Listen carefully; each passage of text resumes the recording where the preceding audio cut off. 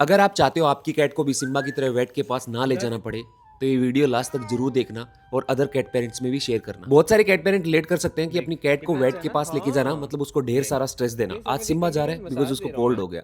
Cats में cold कोई आम बात नहीं है, it's a serious thing. So cats में कोल्ड के अर्ली साइंस होते हैं स्नीजिंग, नाक से पानी, आंख से पानी, थकान, खाना कम। इसको इग्नोर मत करना। और हमें सिम्बा का जो सबसे पहला साइन दिखा था वो था खाना छोड़ देना, बिकॉज इनको स्मेल आनी बंद हो जाती है और ये हमेशा खाना स्मेल करके ही खाते हैं। अब आपको हमेशा मेक श्योर करना है कि फीवर, वीकनेस, डिहाइड्रेशन और स्मेल ना आने वाली स्टेज पे ही पकड़ो, बिकॉज जब इमरजेंसी सिचुएशन होती है तो न्यूमोनिया भी हो सकता है। इस सिम्बा कंडीशन में नेबुलाइजेशन बहुत अच्छे से काम करता है, बिकॉज वो ब्लॉकेज खोलता है और सांस लेना इजी हो जाता है। घर पे आपको उसको वार्म रखना है और हाई स्मेल वाला वेट फूड यूज करना है, उसको अलग रखना है बिकॉज ये कंटेजियस होता है। कैट्स में कोल्ड कोई आम बात नहीं है। Please share this video and save lives.